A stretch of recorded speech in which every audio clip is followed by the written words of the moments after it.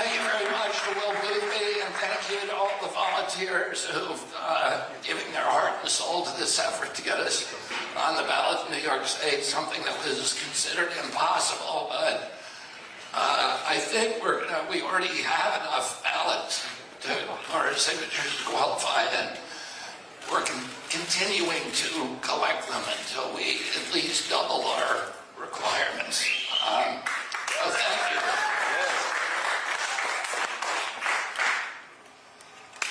Whoops. Okay, we're missing a slide.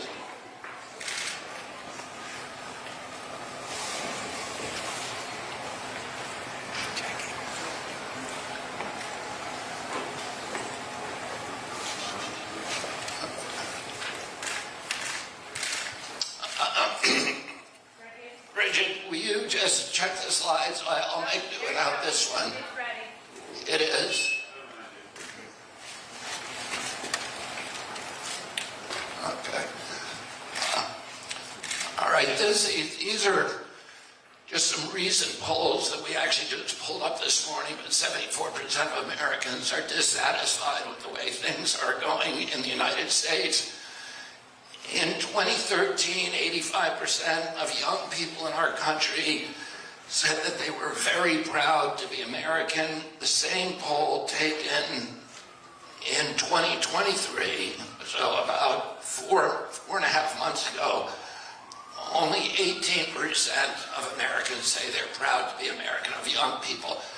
So somehow during the terms of the last two presidents, most of this generation has lost faith in our country and lost hope for their own future, and 74% of Americans say that they're not satisfied with the way things are going in our country, that we're on the wrong path. There are 20 or 30 other polls, we looked at them this morning, that say the same thing with different numbers. President Biden, President Trump acknowledge these polls. They blame each other. President Biden says it's President Trump's fault. President Trump says it's President Biden's fault. The two of them presided over the country when they saw this vast decline in faith in America. And what I would say is that neither President Trump or President Biden are capable of giving us the kind of leadership to change these data points. President, and some of you who have been on the campaign trail with me have heard me say over the past few weeks that President Trump and President Biden are very, very different. Their dispositions, their personalities, the way that they approach life, the way they approach other people, the way they present themselves. And ideologically, they couldn't be more different. But in terms of the issues that actually keep them apart, is a very, very narrow Overton window. It's abortion, it's guns, it's the border security, it's transgender issues, and a few more. They're all the culture war issues. These are all important issues, but they're not the existential issues that will change this metric. The issue that actually gives people hope in their country, young people hope in our country, that restores our moral authority, that restores the industrial base of our country. And I would say to you that neither President Trump or President Biden has the capacity to change those things. One example is the budget deficit, $34 trillion. Over the past 100 days, President Biden has added $1 trillion to that. Within 5 years, every 50 cents out of every tax dollar that we collect is going to go to servicing the debt. Within 10 years, 100%. And neither President Biden nor President Trump, during the entire course of his campaign, has explained what they're going to do to change that. The issue of the polarization, which is tearing our country apart, this toxic division that's worse than at any time since the American Civil War. President Trump can't change it, and President Biden can't change it because they're part of it. They're feeding it. They're telling us to hate each other. They're telling their followers to be fearful. to be hateful towards the other guy's followers, so they're not going to change it. The winding down of the war machine, the unraveling, President Biden has no inclination or desire to wind it down. For him, it is, and for his entire career, it's been the premier, the lead foreign policy tool. President Trump has promised repeatedly that he will wind it down. But look what happened last week. He colluded with Speaker Johnson and with President Biden to send $61 billion to Ukraine. Oh, it's not going to end. When he was in office, although he promised to wind down the war machine, he brought in John Bolton to run the NSA. He brought in Mike Pompeo to run the State Department and CIA. These are swamp creatures. This is not about draining the swamp. Neither of them has the capacity or the inclination to stop our government from lying to us. If my first day in office, I'm going to issue an executive order announcing that any government official or employee who lies to the American public in conjunction with his official duties will immediately lose his job. Yeah. Amen. Oh,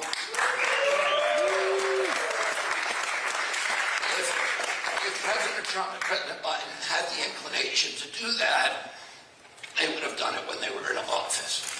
The chronic disease epidemic that is now debilitating 60% of our kids, $4.3 trillion a year, 5 times our military budget. Neither of them has made any, both of them presided over it. Neither of them has made any move during all the time they were president to try to address this issue. The destruction of our soils, the addiction to processed foods. There are 1,000 ingredients in our foods that are banned in Europe. And they're feeding this chronic disease epidemic. So these are the issues that are absolutely existential to our country. And Americans are tired of them. And President Trump and President Biden have already shown they have no capacity to change them. And those are the issues, or some of them, that prompted me to announce almost a little over a year ago my run for President of the United States. Now, over the past couple of weeks, as my poll numbers have continued to climb, I've been accused by the press and by President Biden and now President Trump of being a spoiler. So we actually did a poll to test whether that accusation has any basis. And that's the poll that we're going to talk about today. Let's first look at this. This is the dictionary definition of spoiler. A spoiler is a political candidate who cannot win. Number one, who prevents another candidate from winning by taking away their votes. Well, those are the two conditions that you need to fulfill if you're going to win the designation as a spoiler. Now, I can't win this, and I'm going to show you why. First, we just did a poll. The typical poll that you see from Quinnipiac, New York Times, CNN, and Gallup has between 1,000 and 3,000, 3,600 people that they survey. These are the polls that you all report on. We did a poll, 50 states, 26,000 people, 10 times what anybody else does. This poll typically costs between $200,000 and $500,000. And it gives us a very, very clear picture of who can win this election and who cannot. And I am going to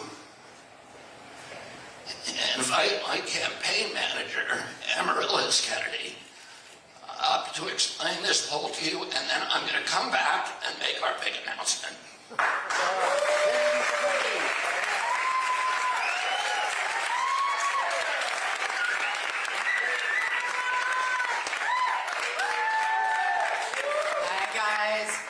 Thank you so much for being here. Oh, hey, Bobby, can I have the flicker?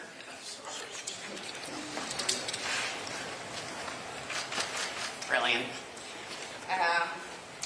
So, as you just heard, There are a few things that set this survey apart from all of the other polls that you're going to see floating out there in the media. One of them is the sample size. Whoops, hold on, go back. So as you can see here, more than 10x most of the other polls that are out there. And of course, the more people who respond, the more accurate the results. So most of these polls have margins of error in the 2%, 3%, sometimes even 4% range. The Zogby Strategies 50-state poll, 26,408 respondents, and the margin of error is 0.6%. The other thing that sets this aside is that rather than being a national poll, this is a 50-state poll. And the distinction there is that there are respondents across every single one of the states with enough coverage in every state to be able to actually allocate the electoral votes as if the election happened today. Now, why does that matter? As you all know, we live in the electoral college system. They call it winner takes all because the candidate who gets the plurality in each vote, with the exception of Maine and Nebraska, get all the electoral votes. That seems obvious to all of us. Everyone knows it in politics, everyone knows it in the media, and yet still point to national polls as an indication of who's going to win. Now, to understand why that is problematic, I think these are reversed on the clicker. Harken back, if you will, to 2016.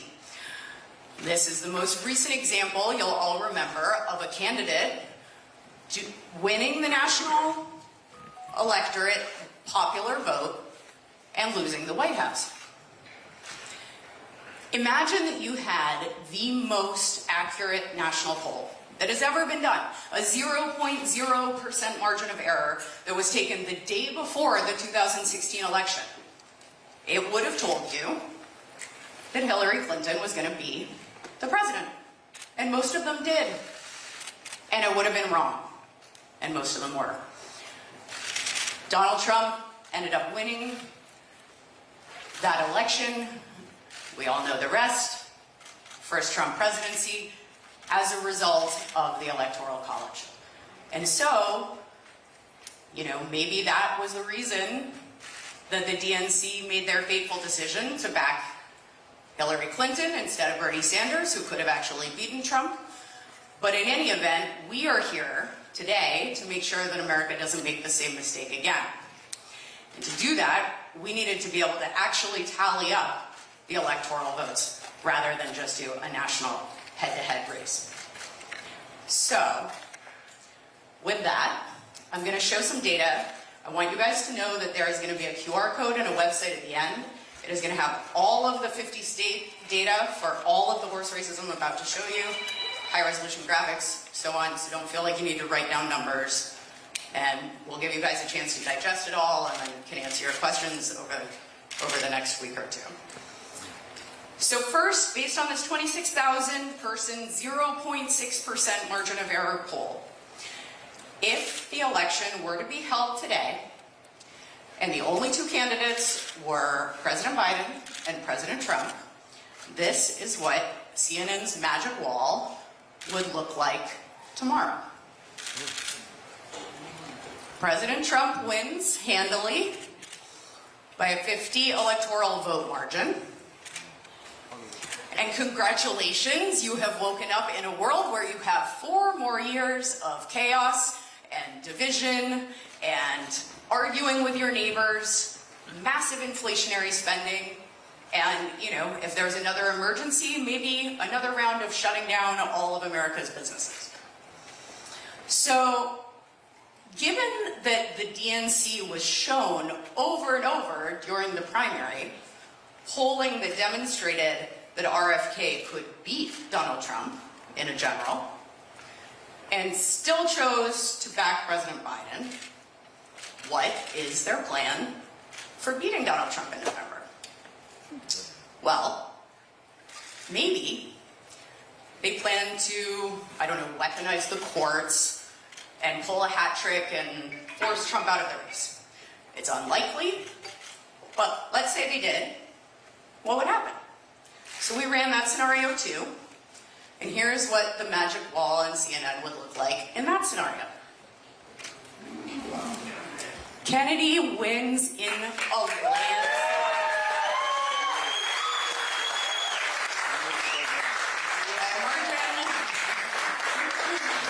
Of 176, 96 electoral vote. In fact, Biden only wins 11 states in this scenario, and RFK becomes our next president with the most bipartisan mandate in our lifetimes, drawing votes from across the political spectrum. How healing would that be?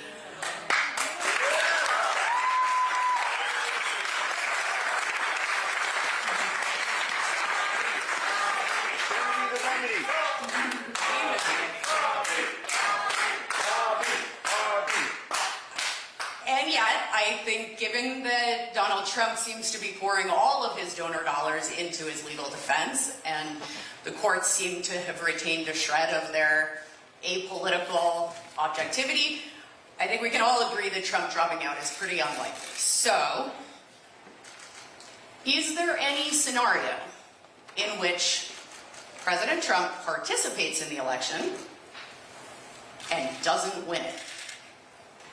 Yes. There is exactly one. And that scenario is that President Biden acknowledges that he cannot win, not in a two-way, not in a three-way. We ran them both, and makes good on his 2020 pledge not to seek re-election, and allows Robert F. Kennedy Jr. to beat President Trump and save us all 4 years that we dread. Now, I realize that it might seem preposterous to suggest that a candidate should drop out just because they can't win, and by being in the race, they're preventing someone who could win from doing so. I might even agree with you. But the DNC does not think it's preposterous. In fact, the DNC has been demanding that Robert F. Kennedy Jr. drop out of this race in the name of saving democracy from Donald Trump since the moment that he stepped up to offer Americans an alternative to the last 8 years of driving America in the wrong direction. The DNC surrogates have said over and over on every television show that will give them airtime that Bobby Kennedy is a spoiler, and it is time for him to drop out to save our nation from the terror of Donald Trump.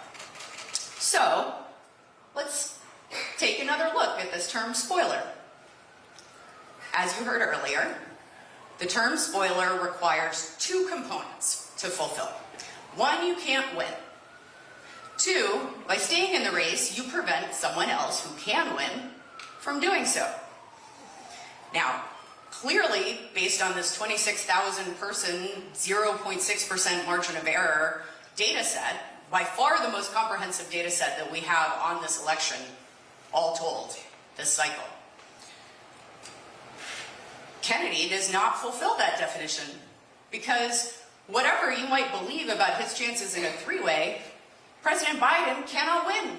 He can't win in a two-way, and he can't win in a three-way, so nobody can be a spoiler in that scenario because they're not preventing someone from winning who could otherwise. President Biden, however, does fulfill the definition of a spoiler. He cannot win in either scenario, and by being in the race, he prevents the only person who can beat Donald Trump from doing so in November.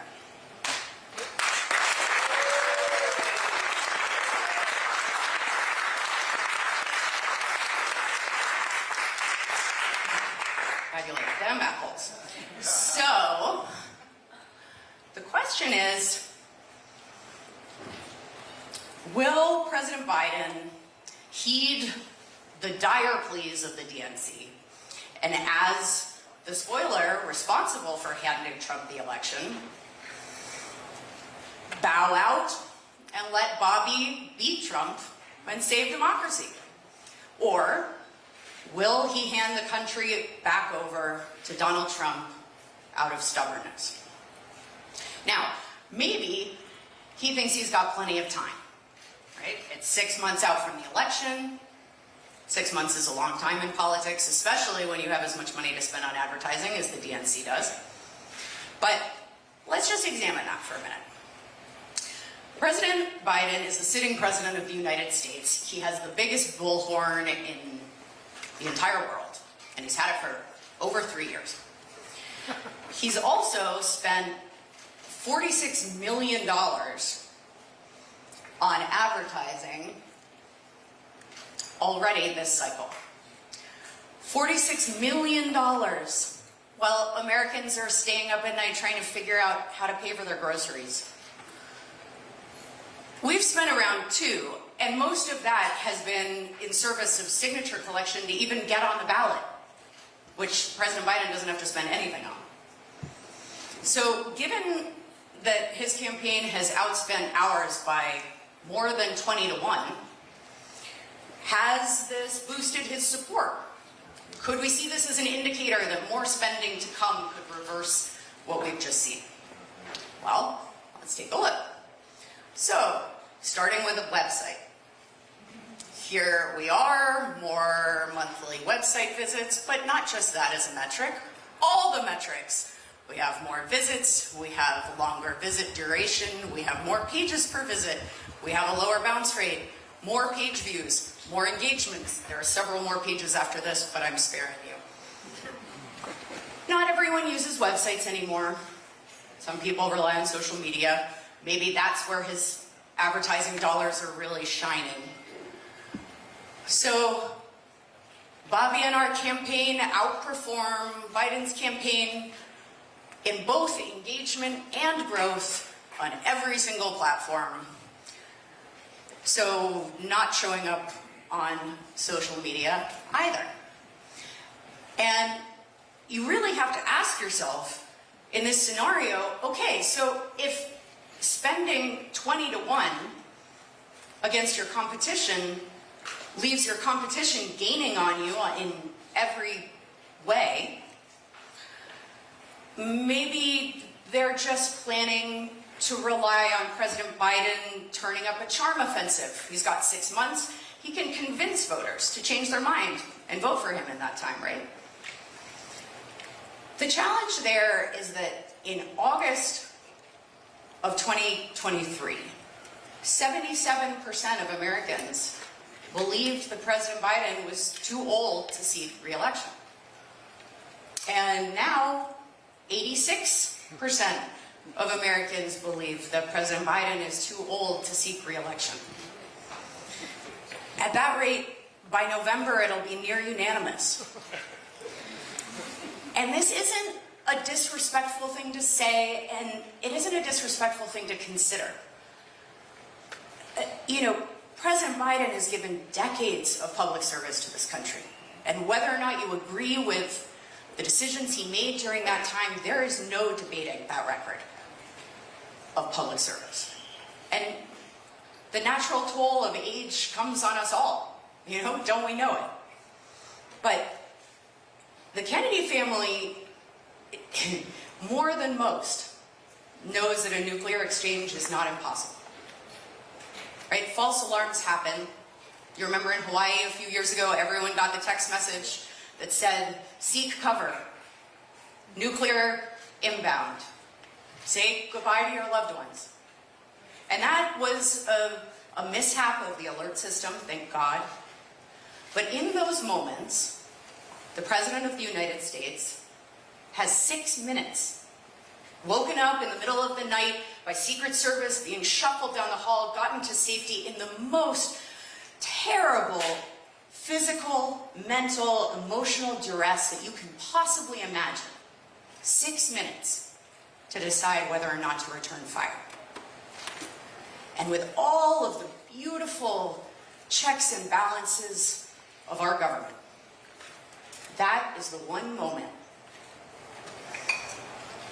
where the lives of my kids and the lives of your kids can be taken by one person in one single act in the blink of an eye. We can lose everything, all of human civilization,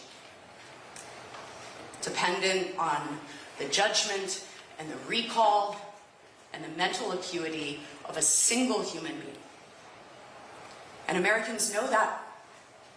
They know that underneath all of the media jamboree, that is the one most consequential, sacred responsibility of the American presidency. And knowing that, they think it's fair to ask whether the person who has that responsibility should be someone that, with sincere respect, I couldn't leave babysitting my 2-year-old while I went to the movies.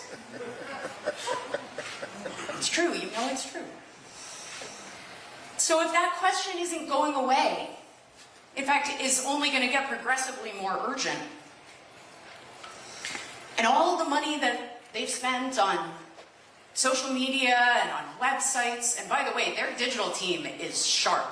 They have some great people over there. So all those great people, all of this $46 million they've already spent, all of the data that we have around YouTube referrals and social media engagement and website visits, none of that has moved the needle.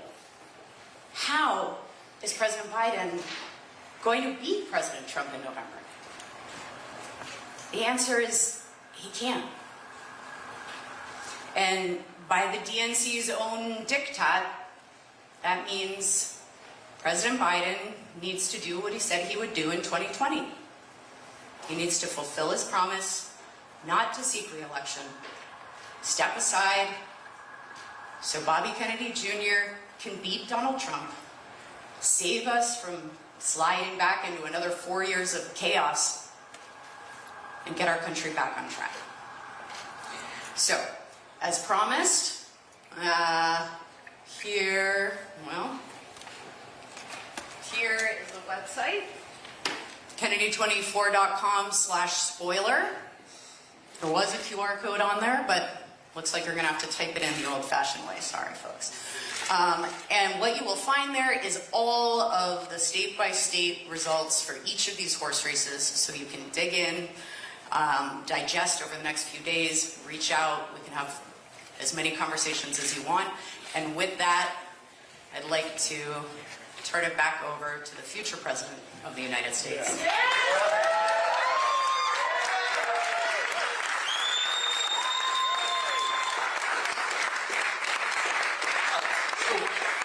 Amarillo is going to provide you the QR code with this extraordinarily detailed poll, and it's a treasure trove of information. One of the things that you didn't talk about, and I think you'll find interesting, is that if I remain in the race and the election was held today, President Trump would win, and President Biden would lose. If I got out of the race and the election were held today, President Trump would win, but he'd win by much more. He'd win by 2 additional states. He would win the state of Maine and the state of Virginia. And so the people who believe that I am spoiling this at this point for President Biden need to look at data. Again, the spoiler definition of person, a political candidate who cannot win, but who prevents another candidate from winning by taking away votes. This is what Joe Biden said, and President Biden said in 2020. The stakes of this election could not be higher. We only have one chance to beat Donald Trump, and we need a nominee who can get the job done. That would be me.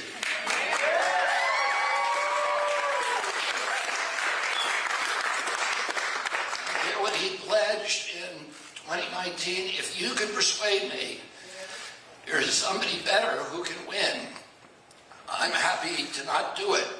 But I don't see the candidate who can clearly do what has to be done to win. Well, how we can see that. And by the way, our poll is not unique. Every poll that has posed this question, a head-to-head race between President Biden and President Trump and a head-to-head race between me and President Trump, has said the same thing. That I perform much, much better against President Trump than President Biden does. Here's a poll that was done by Zogby. This was in April 2024. This is one of the reasons that I stayed in the race and switched party. Oh no, sorry, this is this one. This is the May of 2023 poll. And it showed me beating, in a head-to-head race, me beating President Trump by, I think that's, it was 14 points. No, it's 18 points. And me, 24 points. And me beating Governor DeSantis by even more. Oh, the other poll, which is a recent April 2024 TMZ poll, this is this is a significant poll because it's 56,000 people. And it also shows me trouncing President Trump. So anybody who has doubts, any of the media organizations that have doubts about the outcome of our poll, these are the only polls we know about that have asked this question. I would challenge you to do your own poll and ask this question: who does better in a head-to-head race against Donald Trump? Is it me or is it President Biden? And that could be consequential because this is the no spoiler pledge, which we're announcing today. This is a pledge that I offer to take if President Biden also takes it. Both parties agree to co-fund in mid-October a 50-state poll with 30,000 or more likely voters. So this is essentially, effectively, zero margin of error in October of 2024. The survey will test the results of a head-to-head race, pitting President Biden against President Trump, and a second head-to-head race pitting me against President Trump. Both parties, that would be President Biden and myself, pledge that whomever performs weakest against President Trump in a two-man contest will drop out of the presidential race. So this is a spoiler pledge. And by the way, I'm happy to make this same pledge, although President Trump is not a spoiler because he can actually win. But I'm happy to make this same pledge with President Trump because I can do better against President Biden than President Trump can. Of people who are frightened, who are voting for President Trump because they're frightened of President Biden, should be supporting me, and vice versa. And ultimately, I think what we all want in this election is that for Americans not to feel that they have to vote out of fear, that they feel that they can vote out of hope. And that is only going to happen if there's a two-way race between me and President Trump or me and President Biden. The other thing is, if you picture what this country is going to look like in November, if either President Trump or President Biden won, the division is going to continue, the anger, the vitriol, the chaos, the polarization is going to worsen. The only way to end that is through my successful candidacy. I want to thank all of you.